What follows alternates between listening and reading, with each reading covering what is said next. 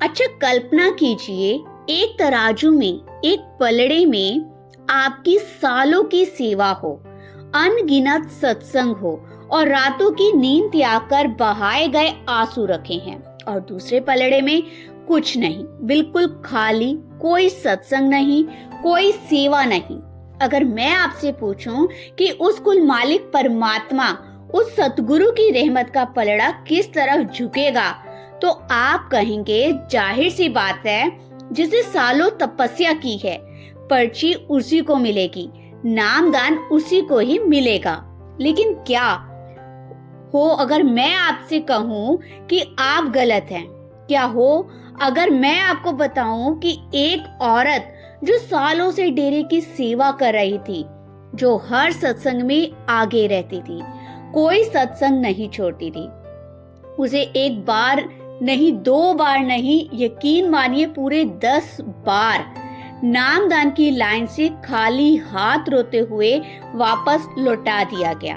और उसका पति, जिसे पूरी जिंदगी में कभी भी एक बार भी सत्संग घर के अंदर पैर तक नहीं रखा था, जो सिर्फ बीड़ी पीते, सिगरेट पीते हुए बाहर इंतजार करता था, वह मजाक मजाक में लाइन में लग गया और उसे पहली ही बार में उसी पल नामदान की पर्ची मिल गई और उसके बाद उसे नामदान की बख्शीश भी मिल गई। हैरान होना, यह टॉपिक चकाचौंध कर देने वाला है।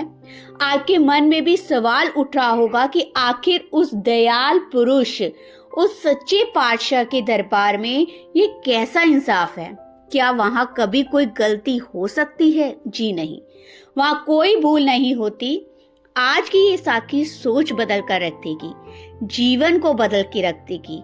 आज आपको समझ आएगी कि हमारी चालाकियां, हमारे झूठ, हमारे बनाए हुए नियम उस मालिक की दरगाह में एक तिनके के बराबर भी नहीं है। ये कहानी अंत तक सुनिए, क्योंकि इसका आखिर हिस्सा आपकी आंखों से आंसू और दिल में सुकून दोनों ले आएगा। यह बात है सन 2002 की। सर्दियों के दिन थे और एक बस जिसमें करीब 40 सेवादार सवार थे, अपनी मंजिल यानी ब्यास की तरफ बढ़ रहे थे।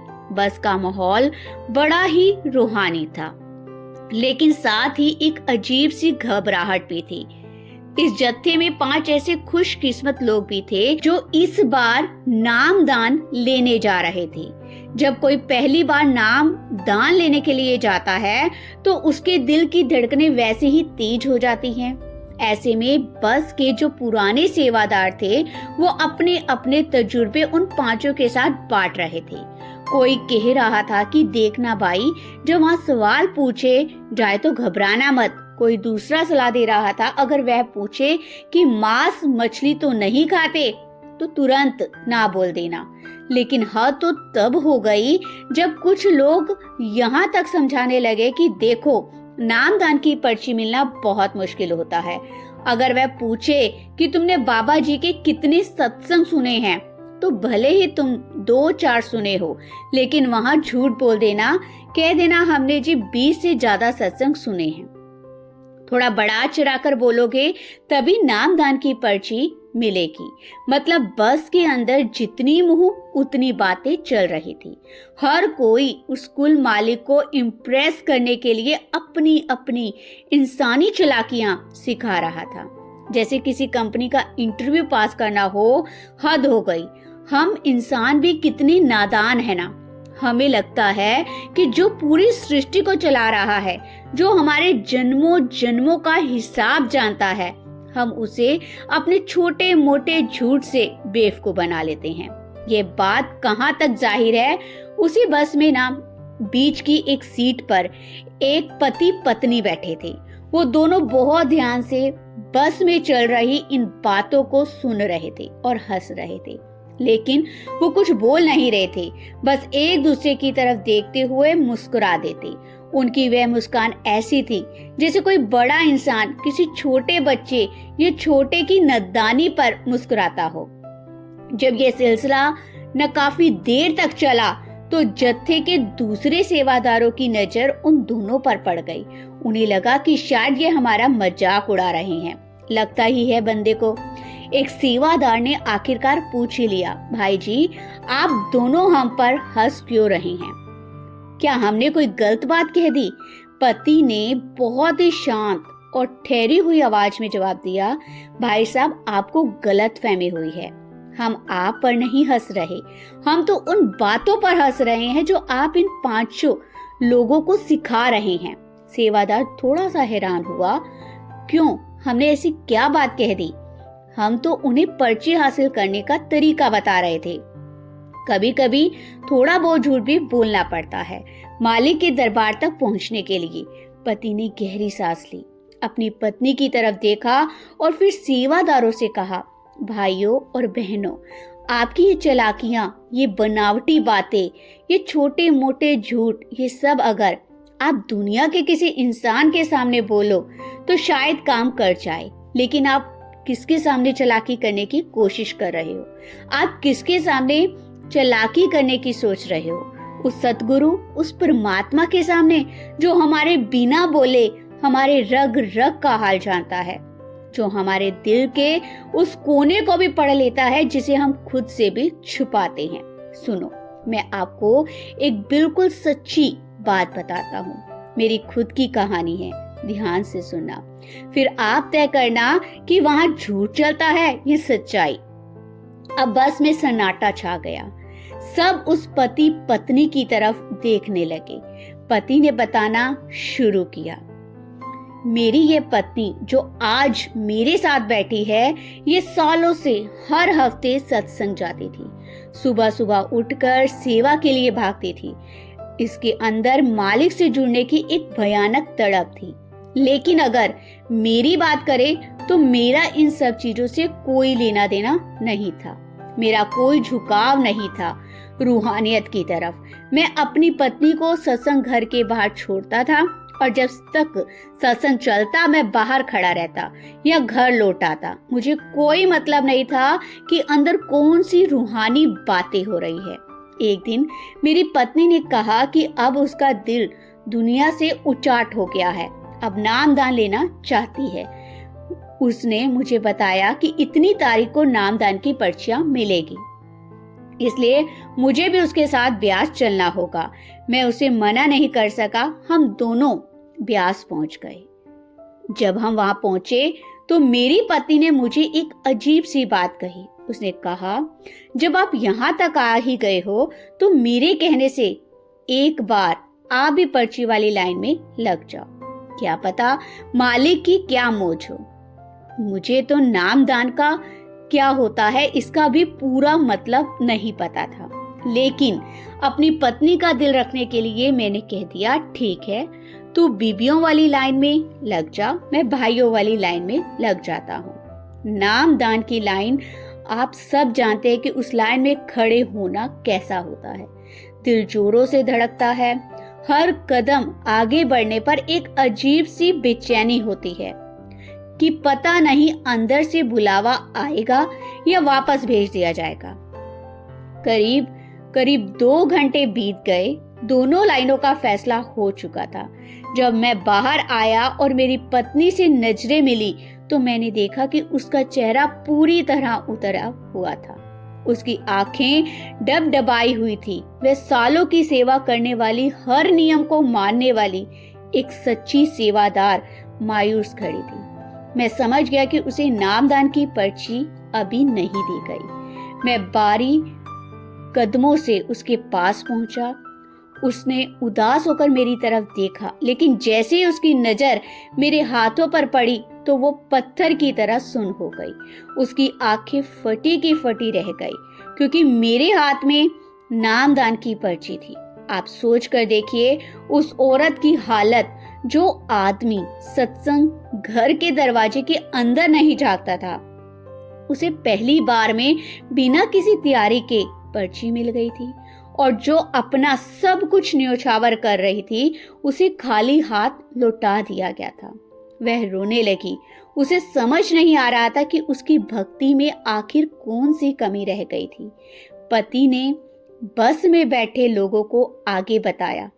मैंने अपनी पत्नी को गले लगाया और समझाया कि निराश मत हो, सतगुरु जो करते हैं उसमें कोई बहुत गहरा राज होता है। हम अगली बार फिर कोशिश करेंगे। कोई बात नहीं। कुछ समय बाद मेरी पत्नी ने पूरी तैयारी की और दोबारा कोशिश की। इस बार उसने सोचा शायद कोई जवाब देने में गलती हुई होगी। वह दूसरी बार लाइन में लगी, लेकिन उसे फिर मना कर दिया गया। तीसरी बार गई, फिर मना कर दिया गया। चौथी बार गई, फिर मना कर दिया गया। खाली हाथ लौटना पड़ा। पांचवी बार, छठी बार, सातवीं बार, इसी तरह हर बार जब वह लाइन में लगती तो उस उम्मीद से लगती कि शायद आज मालिक को मुझ पर तरस आ जाएगा, लेकिन हर बार जवाब ना मिला। ये करते करते 1-2 बार नहीं, पूरे 10 बार मेरी पत्नी को नामदान से इनकार कर दिया गया। जरा सोचिए उस इंसान के दिल पर क्या गुजरती होगी जिसे 10 बार उस दर से खाली लौटा दिया गया, जिसे वह अपनी जान से ज्यादा प्यार करती हो। 10 बार रिजेक्ट होने के बाद मेरी पत्नी पूरी तरह टूट गई। उसका हौसला खत्म हो गया। उसे लगा कि शायद उसके कर्म ही इतने बुरे हैं कि वे नाम के लायक ही नहीं।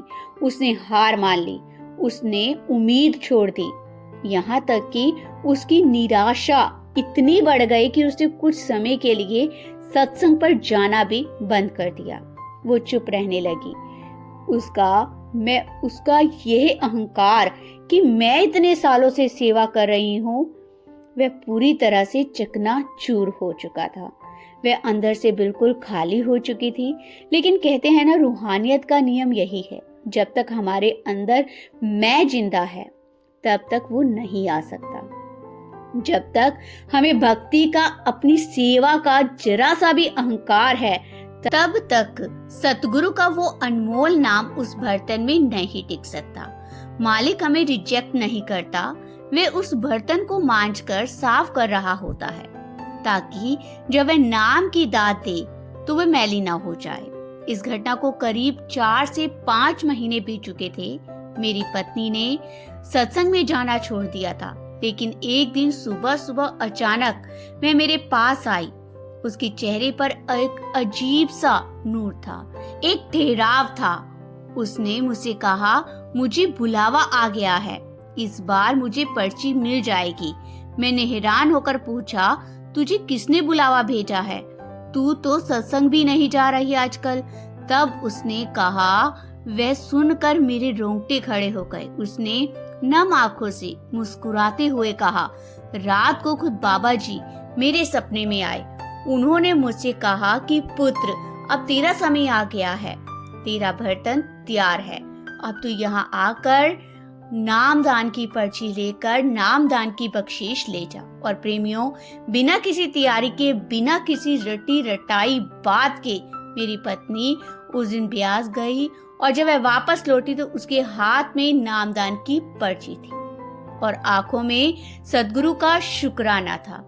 उस पति ने बस में बैठे उन 40 सेवादारों की तरफ देखा और कहा, तो भाइयों, अब आप ही तय करो, क्या आपकी या हमारी चालाकियां उस दरबार में चलती है? अगर झूठ बोलने से पर्ची मिलती तो मुझे कभी पर्ची नहीं मिलती, क्योंकि मैं तो एकदम कोरा था।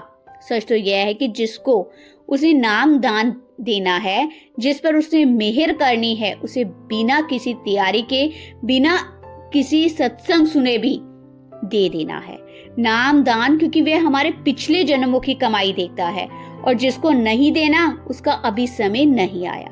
वह चाहे कितनी भी झूठ बोल ले, कितना भी सिफारिश लगा के पर्ची ले ले।